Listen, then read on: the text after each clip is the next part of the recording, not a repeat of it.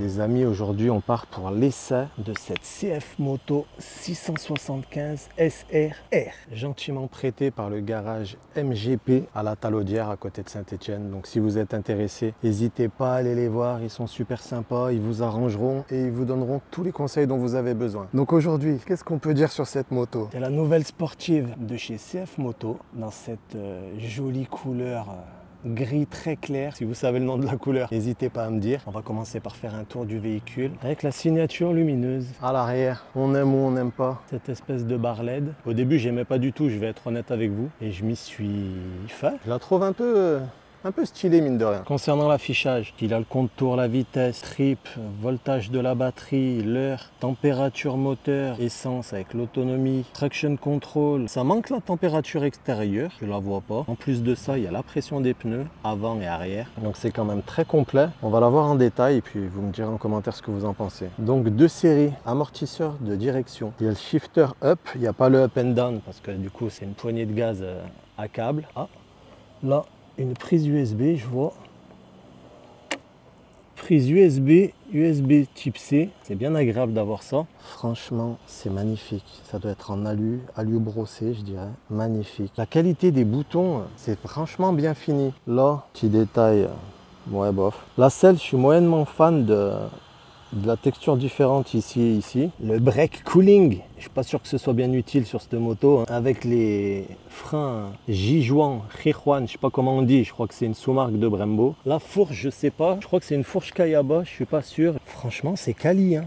On va faire un petit tour définition, voir ce que ça donne. Le ressenti visuel est très très bon. Le ressenti au toucher l'est tout autant. Pour le prix, le niveau d'équipement et de finition, je crois qu'on peut pas faire mieux, hein. Dites-moi s'il y a une moto qui fait mieux. J'attends avec impatience la 703 chez Zontes, la RR je crois. Mais pour le moment, à l'heure actuelle, on est clairement sur du meilleur rapport qualité-prix, hein. Dites-moi s'il y a un modèle qui rivalise. Là, perso, moi je vois pas, hein. Tout est bien fini, même la selle. Un espèce de cuir Alcantara, vrai ou faux? Je ne sais pas, j'aurais tendance à dire faux. Dites-moi qu'est-ce que vous en pensez esthétiquement. Moi je la trouve superbe. Ça là. Les aérations, j'adore. Ah là, c'est cheap. On parlait de finition tout à l'heure. Là, par contre, visuellement, c'est super beau de loin, mais on dirait presque un sticker.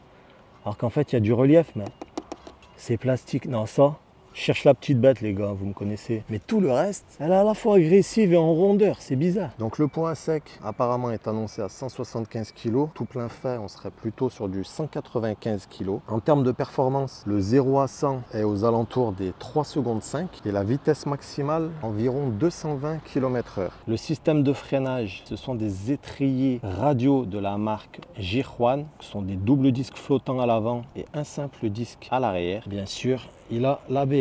Après, niveau équipement électronique, traction control, donc le système d'anti-patinage, un réservoir d'environ 15 litres et la consommation est estimée à environ 5 litres 5 au 100, ce qui fait une autonomie d'environ 270 km. Les pneus d'origine, ce sont des CST apparemment S3. Concernant l'entretien, les 1000 premiers kilomètres et après tous les 6000, donc 6000, 12000, 18000, etc. La hauteur de selle est à 810 mm et apparemment il y a une option selle haute à 830 mm. Une hauteur de selle très accessible, hein. Moi, pour vous donner un ordre d'idée, je fais environ 1,78 m et je suis dessus parfaitement bien. Aucune radicalité dans la position. Les rétros sont rabattables. Quoi dire de mieux? Si ce n'est qu'on va aller faire un tour, hein, tout simplement.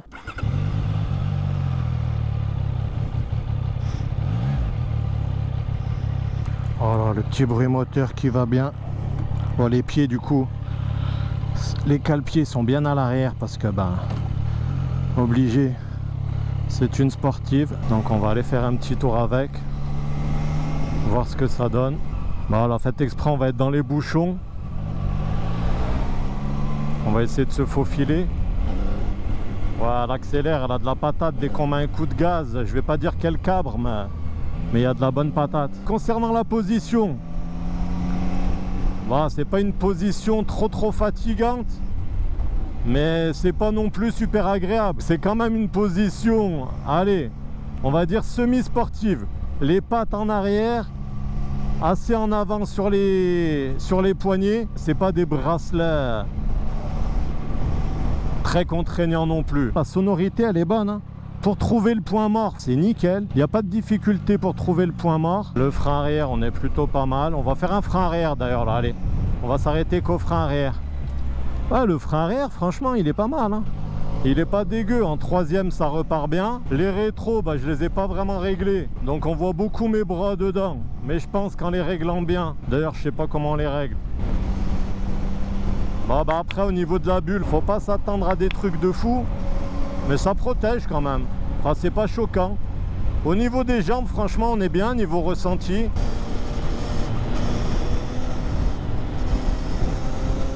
Ouais, non, non, elle est excellente.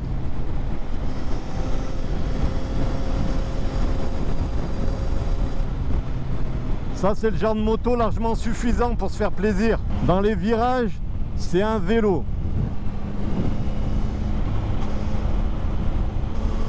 Ouais, c'est agile, hein. C'est vraiment agile. On va essayer de la faire ronfler un peu dans le tunnel.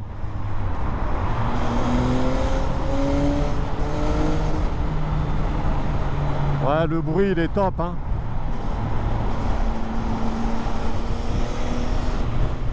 Le bruit, il est excellent. Elle est légère comme tout. Par contre, voilà, à 110, on commence à bien morfler avec le vent. On va tester l'angle de braquage.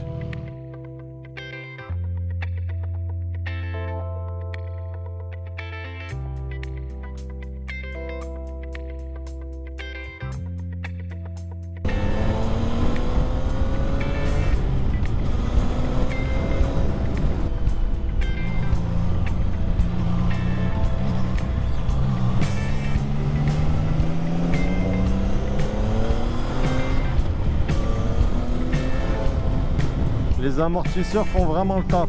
Qu'est-ce que je pourrais dire de plus sur cette moto? Franchement, c'est un régal. C'est un régal.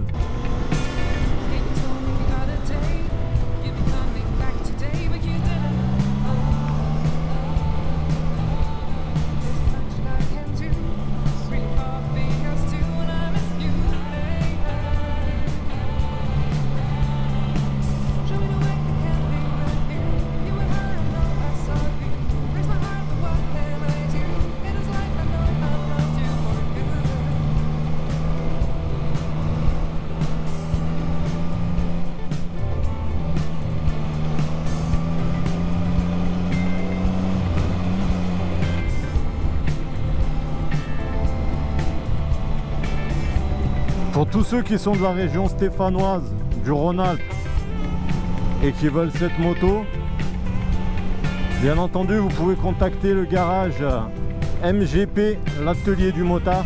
Là je vous montre la trajectoire pour y aller.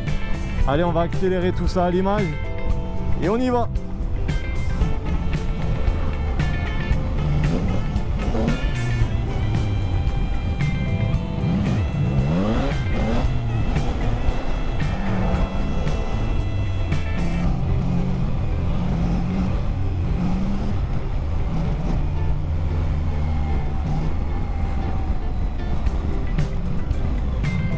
Voilà, nous voilà au rond-point qui amène à MGP. N'hésitez pas à aller les voir, leur faire un coucou de ma part. Et voilà.